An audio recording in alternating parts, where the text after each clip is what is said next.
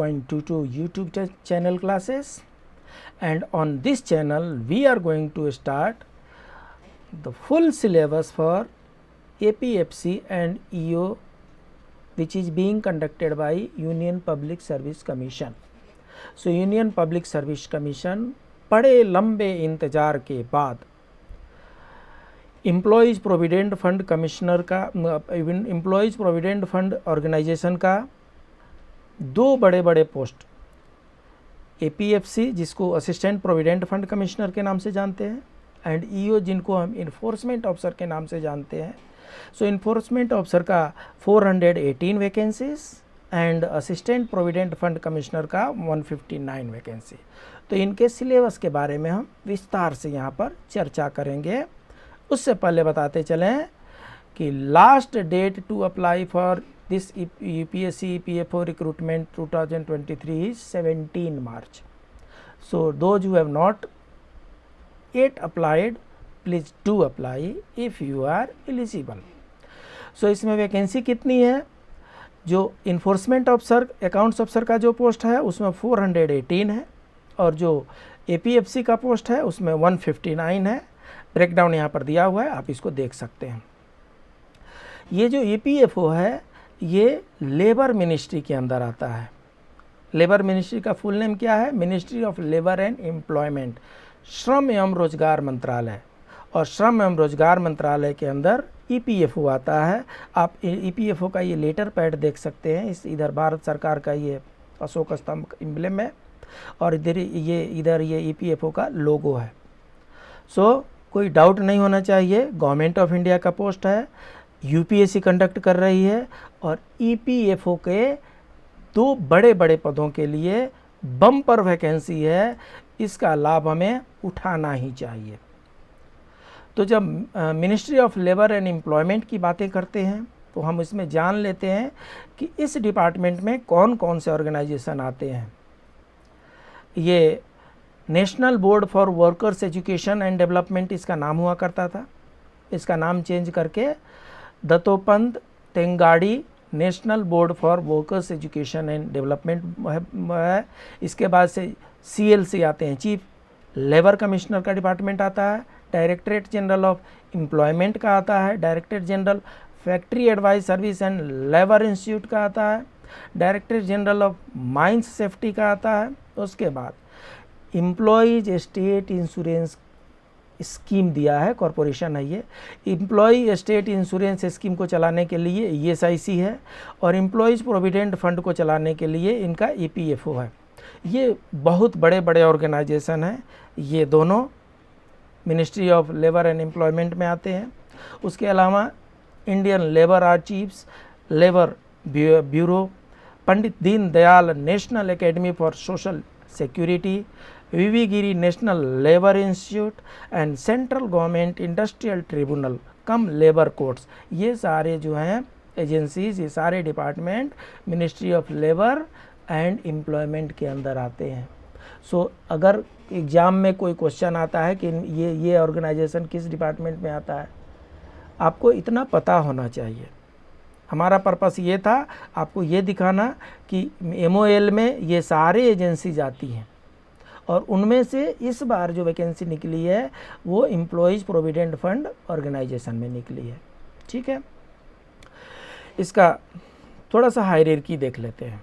क्या है कि एम्प्लॉयज़ प्रोविडेंट फंड ऑर्गेनाइजेशन जो है ये सेंट्रल बोर्ड ऑफ ट्रस्टी के द्वारा रन किया जाता है. सेंट्रल बोर्ड ऑफ ट्रस्टी के चेयरमैन जो होते हैं ये honourable union minister for labour and employment होते हैं. ठीक है, इसके नीचे एग्जीक्यूटिव कमेटी आती है और एग्जीक्यूटिव कमेटी के chairman from amongst the members of the CBT, जो सेंट्रल बोर्ड ऑफ ट्रस्टी के मेंबर्स हैं उन्हीं में से एक को एग्जीक्यूटिव कमेटी के चेयरमैन बनाए जाते हैं. और इनके नीचे सेंट्रल प्रोविडेंट फंड कमिश्नर होते हैं. सो यहाँ तक तो ये इलेक्टेड बॉडी है. ये सेंट्रल लेबर फंड कमिश्नर जो हैं ये इस डिपार्टमेंट के हैं. ये प्रोमोट होकर के यहाँ से जाते हैं. आपका सिलेक्शन जो हो रहा है ये APFC ये उनका फंक्शन के अनुसार ये इसका क्लासिफिकेशन किया गया है और ये फंक्शन के अनुसार ये क्लासिफिकेशन है. बट सब जगह शुरू होता है APFC से. और एपीएफसी के नीचे जो है यहाँ पर इन्फोर्समेंट ऑफिसर है। सो एपीएफसी का ऐसे एपीएफसी, फिर आरपीएफसी 2, फिर आरपीएफसी 1, ऐसे करके इनका प्रमोशन होता है। जब ये स्टेट में होते हैं तो सबसे पहले असिस्टेंट प्रोविडेंट फंड कमिश्नर हो गए, इसके बाद सब regional provident fund commissioner grade 2 में आ जाते हैं, फिर regional provident fund commissioner grade 1 में आ जाते हैं। थोड़ा और क्लैरिटी से समझते हैं। इन्फोर्समेंट ऑफिसर का जो वैकेंसी है जो 418 है, इन्फोर्समेंट ऑफिसर यहाँ से शुरू होते हैं लेवल 8 से। लेवल 8 से इन्फोर्समेंट ऑफिसर शुरू होते हैं और इनका अगर प्रमोशन होगा तो ये असिस्टेंट प्रोविडेंट फंड कमिश्नर बनेंगे। अदरवाइज दूसरा पोस्ट जो निकाला है वो असिस्टेंट प्रोविडेंट फंड कमिश्नर का यहाँ वाला है, इनका प्रमोशन फास्ट होगा, ये कमिश्नर तक जा सकते हैं। इनका प्रमोशन इनके पीछे पीछे होगा, इनकी संख्या ज़्यादा होती है, जैसा कि आपने देखा है 418 वैकेंसी है। तो ये इन्फोर्समेंट ईपीएफओ इन्फोर्समेंट ऑफिसर का प्रमोशन का ये चैनल है, ये ऐसे प्रमोशन। और सबसे बड़ी बारीकी की बात क्या है कि 4 साल बाद ऑटोमेटिकली ये लेवल 8 से लेवल 9 में अपग्रेड हो जाते हैं। Enforcement officers are upgraded in level 9 on successful completion of 4 years of regular service in level 8. So 4 year के बाद से प्रमोशन हो चाहे ना हो, लेवल 9 में ये अपग्रेड हो जाएंगे, ये सबसे अच्छी बात है। इनका जॉब प्रोफाइल क्या होता है? तो ईपीएफओ में बेसिकली जो जॉब प्रोफाइल होता है, the job profile of enforcement officer accounts officer includes various parameters such as to look after the work of enforcement, मतलब जो ये स्कीम है, इस स्कीम को किस तरीके से इम्प्लीमेंट किया जाए उसको इन्फोर्समेंट कहते हैं। रिकवरी, ये स्कीम जो चलती है ये कंट्रीब्यूटरी है, एम्प्लॉयर कंट्रीब्यूट करते हैं, अगर वो ठीक से नहीं कंट्रीब्यूट कर रहे हैं तो उसके लिए इन्फोर्समेंट है, अगर वो ठीक से नहीं पे इन्फोर्स कर रहे हैं तो उसके लिए रिकवरी है। उसके बाद से administration, cash, legal, accounts, pension, computer, including various statutory and administrative functions to be performed on a daily basis। इस तरीके के कार्य हो सकते हैं ये ईपीएफओ में इन्फोर्समेंट ऑफिसर से रिलेटेड जॉब प्रोफाइल में। तो इसमें अगर बारीकी से समझना है, to makes your employer compliance, आपको मोटा मोटी हम बता देते हैं, जितने भी प्राइवेट सेक्टर में एम्प्लॉयज़ वर्क करते हैं, उनके एम्प्लॉयज़ जितने वर्क करते हैं उनका कुछ ईएसआईसी कंट्रीब्यूशन होता है, कुछ ईपीएफओ का कंट्रीब्यूशन होता है। वो कंट्रीब्यूशन ठीक से हो रहा है कि नहीं हो रहा है उसको इन्फोर्स करना, उसको रेगुलेट करना ही ईपीएफओ का कार्य है। जो बेनिफिशरी हैं उनको बेनिफिट मिल रहा है कि नहीं मिल रहा है, ये भी इनका जॉब प्रोफाइल है। सो उन्हीं को यहाँ पर मोटा मोटी 9 पॉइंट में समझाया गया है। अब इसका स्कीम, थोड़ा आपका जो एग्ज़ाम है, एग्ज़ाम का स्कीम समझ लेते हैं। इसमें क्या होगा, इसमें 2 स्टेप हैं। एक तो रिक्रूटमेंट टेस्ट होगा जो पेन एंड पेपर बेस्ड होगा। करने का मतलब कि यूपीएससी ओएमआर शीट देगी और क्वेश्चन पेपर देगी। जनरली वो लोग ब्लैक बॉल पेन की डिमांड करते हैं, ब्लैक बॉल पेन लेकर के जाना होता है और वो ओएमआर शीट को फिल करना होता है। तो ये रिक्रूटमेंट टेस्ट है। और रिक्रूटमेंट टेस्ट में से जो स्क्रीन जो जिनको स्क्रीन किया जाएगा उनको इंटरव्यू के लिए बुलाया जाएगा। सबको तो इंटरव्यू के लिए बुलाया नहीं जा सकता। The UPSC EPFO recruitment test will be pen and paper based MCQ and the candidates who qualify recruitment test will be eligible for the interview round। जो रिक्रूटमेंट टेस्ट में एलिजिबल होंगे, क्वालिफाई करेंगे, क्वालिफाइंग मार्क्स दिया हुआ है, जो qualifying करेंगे उन्हीं लोगों को इंटरव्यू के लिए बुलाया जाएगा। The final selection of a candidate will be based on the marks obtained in recruitment test and interview. So final merit list जो बनेगी वो आपका रिक्रूटमेंट टेस्ट में कितना मार्क्स आया था प्लस इंटरव्यू में आपने कितना फेस किया है। सो जो रिक्रूटमेंट टेस्ट है वो 300 मार्क्स का है, जो इंटरव्यू है वो 100 मार्क्स का है। वेटेज क्या है, रिक्रूटमेंट टेस्ट का वेटेज 75% रहेगा, इंटरव्यू का वेटेज 25% रहेगा। कहने का मतलब ये है कि अगर इंटरव्यू में कम मार्क्स आ गए और रिक्रूटमेंट टेस्ट में अच्छा मार्क आया हुआ है, अपर लेवल में मार्क्स आए हुए हैं, तब भी सिलेक्शन के चांसेस ब्राइट हैं। जिनका रिक्रूटमेंट टेस्ट में परफॉर्मेंस थोड़ा बीच बीच वाला है, उनको इंटरव्यू के लिए अधिक मेहनत करने की ज़रूरत पड़ेगी। सो जो रिक्रूटमेंट टेस्ट होगा वो 2 घंटे के होंगे, 2 आवर्स के होंगे। All questions will carry equal marks. The test generally क्या करते हैं वो लोग, 300 का मार्क है, अगर क्वेश्चन मार्क्स है तो 120 क्वेश्चन दे सकते हैं और अकॉर्डिंगली उसको 2.25 मार्क्स करके उसको मल्टीप्लाई करते हैं। The test will be objective type question with multiple choice answers, so MCQ होगा।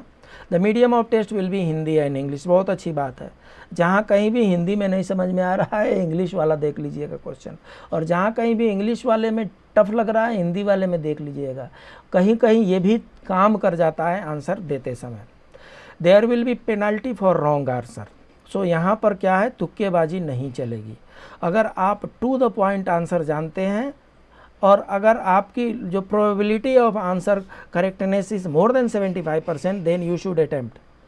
और अगर प्रोबेबिलिटी आपकी 50% से कम है, छोड़ देना उसको अच्छा होगा, क्योंकि आपका अगर 3 क्वेश्चन गलत हो गया तो एक सही आंसर के बराबर का मार्क्स लेके गायब हो जाएगा, उड़ जाएगा, आपका किए कराए पर पानी फेर देगा। इसलिए निगेटिव मार्किंग से बचना है। If no answer is marked for any question there will be no penalty. So खाली छोड़ दीजिए, कोई प्रॉब्लम नहीं है, लेकिन गलत कर दिए पेनल्टी लगेगा। The interview stage in this exam involves minimum qualifying marks.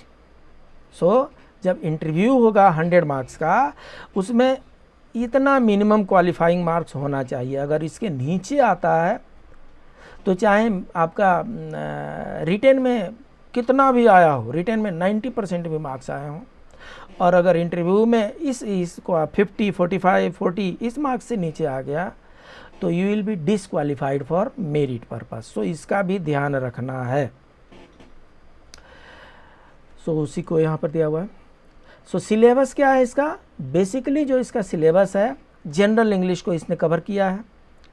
General English के बाद से Indian culture, heritage, freedom movement, current events, population मतलब सेंसस भी देखना है, development and globalisation, governance and constitution of India, present trends in Indian economy, accounting and auditing, industrial relation, labour laws, insurance, banking knowledge, basic knowledge of the computer application, general science, elementary mathematics, statistics, general mental ability and social security in India.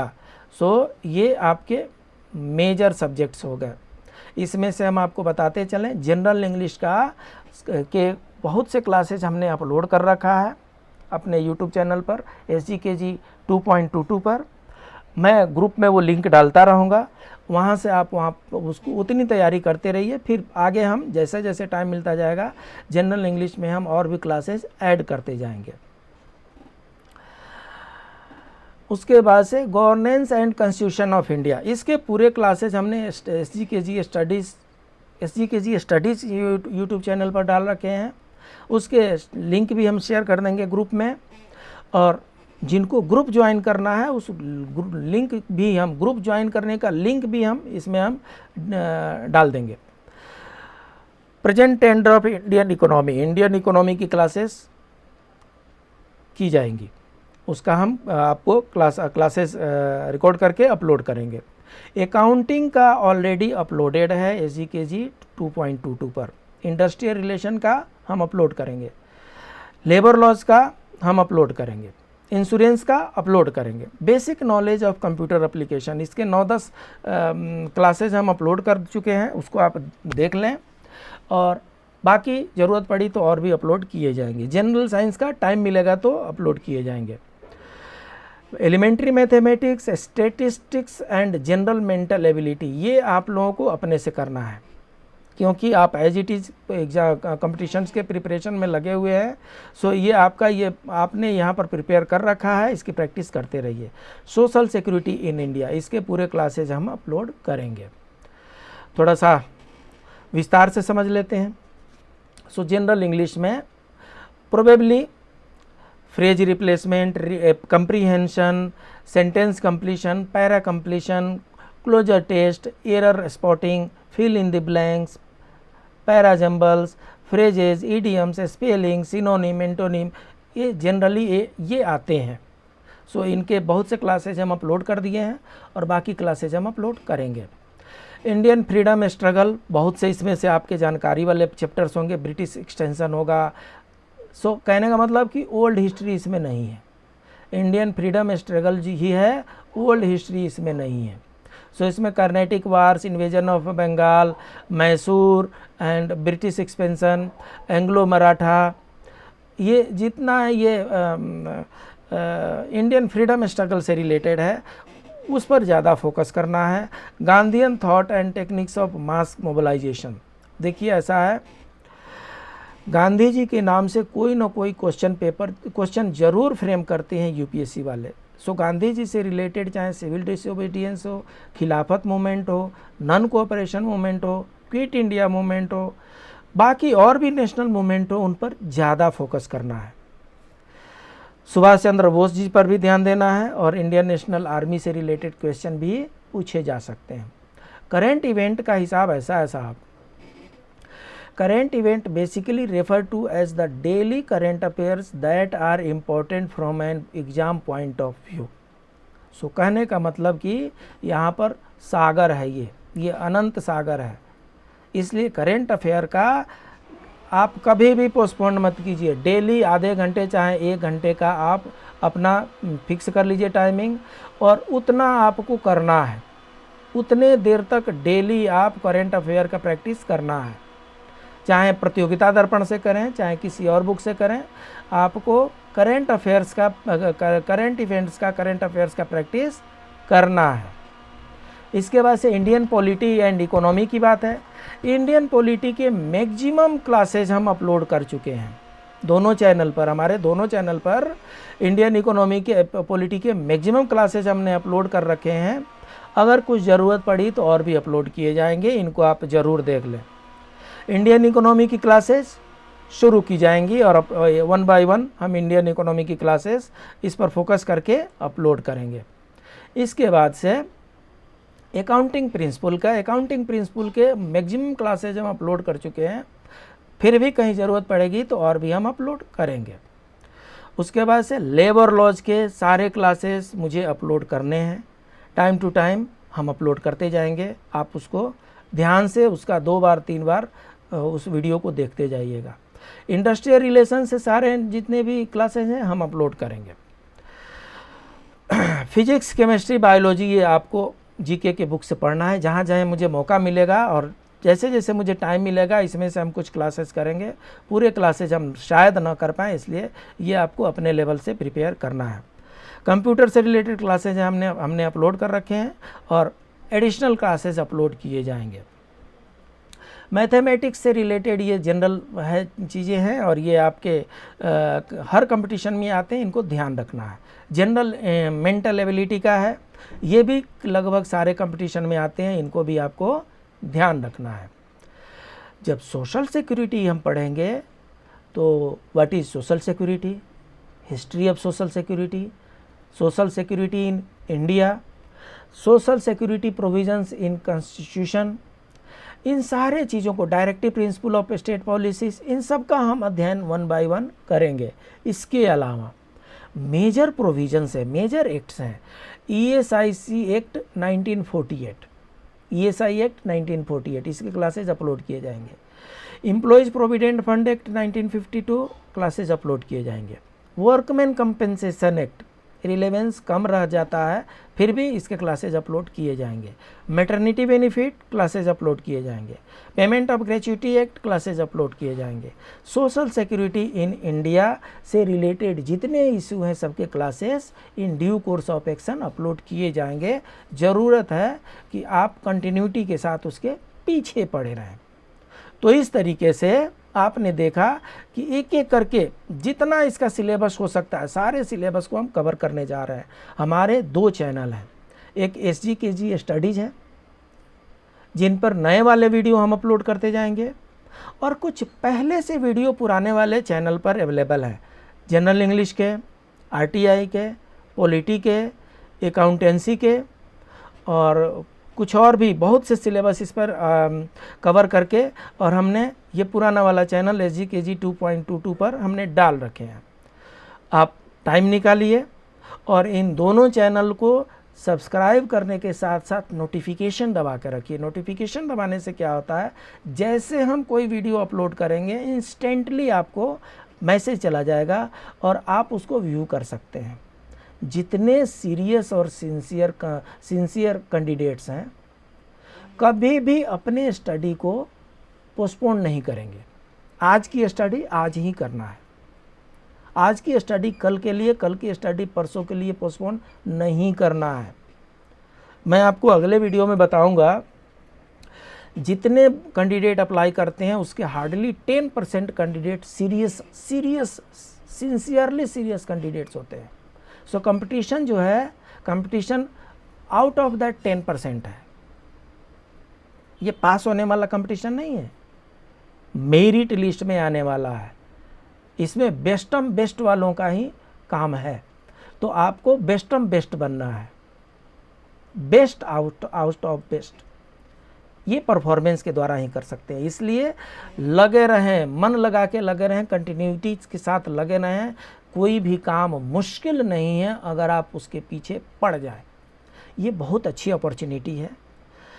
418 and 159 लगभग 600-700 seats हैं, और इतने seats मुझे लगता है selection के लिए adequate हैं, और इसका एग्ज़ाम इसी साल होगा। सो इसलिए इसके पीछे पड़ जाइए, इसकी पूरी तैयारी में पीछे पड़ जाइए। जितना मेरे से होगा मैं आपका सहयोग करूँगा। मैं भी आप में से एक हूँ, जितना मुझसे सहयोग हो सकता है मैं उतना आपको सहयोग करूँगा। बाकी सारे मेहनत आपको करना है। आप कंसंट्रेटेड लाइफ लॉन्ग 2-2, 4-4 घंटा मेहनत करने से अच्छा है कि सीरियसली 3 महीने, 4 महीने, 5 महीने, 6 महीने तक जितना आपके पास टाइम है सारा काम लेफ़्ट राइट छोड़ करके इसके पीछे पड़ जाइए, और ये इसमें से आप सिक्योर कीजिए। मेरिट लिस्ट में आपका नाम आना चाहिए। EPFO ऑर्गेनाइजेशन में मेरे बहुत से दोस्त हैं, मैं जानता हूँ, उनका सोशल रिकॉग्निशन बहुत हाई है, समाज में उनकी बहुत प्रतिष्ठा है, और उनका work of nature of work भी बहुत अच्छा है। समाज को सेवा करना है, ये सोशल सर्विस है, सामाजिक सेवा करना है, और तनख्वाह तो गवर्नमेंट दे ही देती है। तो इसलिए लग जाइए मन से। फिर मिलते हैं अगले क्लास में, तब तक के लिए